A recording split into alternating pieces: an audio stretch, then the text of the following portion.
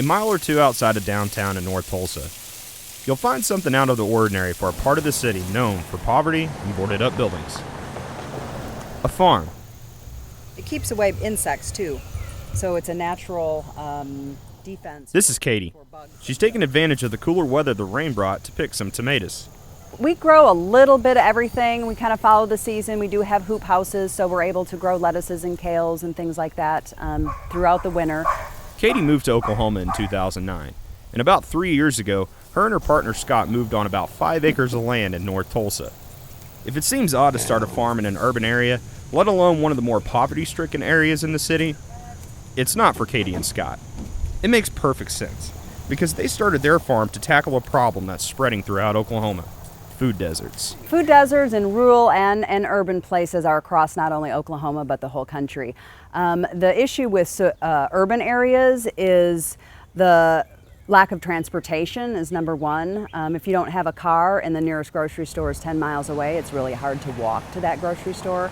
We're in the heart of one right here in North Tulsa. The quote that really got us moving was we were talking with a lady who said she had an easier time finding a gun than an apple in her neighborhood. Katie came up with an ingenious idea. If communities don't have access to grocery stores, why not bring a grocery store to the communities?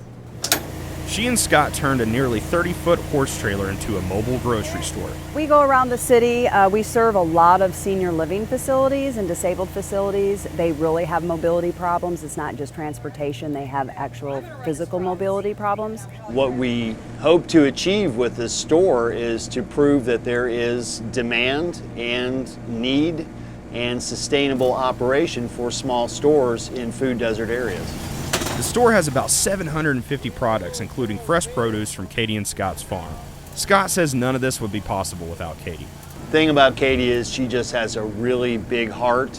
Katie's passion about her community and the place where she lives, she finds, I believe, that doing this is going to make the biggest impact on making our city a better place to be for everybody down the road. The mobile grocery store will hit about 18 locations throughout Tulsa, and all the work that Katie's been doing has earned her some significant recognition. The Significant Women in Ag program is a collaborative program between the Oklahoma Department of Agriculture, Food and Forestry and Oklahoma State University, and really its purpose is to recognize women in all aspects of farming from all 70 counties around the state. Oklahoma State Assistant Extension Specialist Sarah Seams says the work Katie does is amazing and worthy of the Significant Women in Ag honor.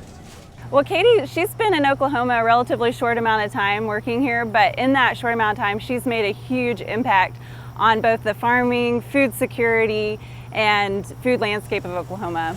It's really exciting that they're even doing this and recognizing women in agriculture, because it's really in history dominated. You think of a man being the farmer, not the woman. So I think it's really great that attention is being brought to the hard work that the women are doing on the farm.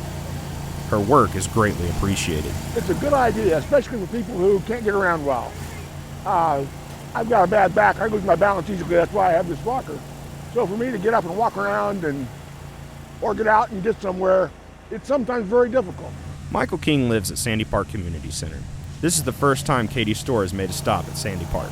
It's a lot nicer for some place like this to come, and you can't get everything here, of course. You can get a few things. And if it saves you just, 1 or 2 trips a week, it's well worth it.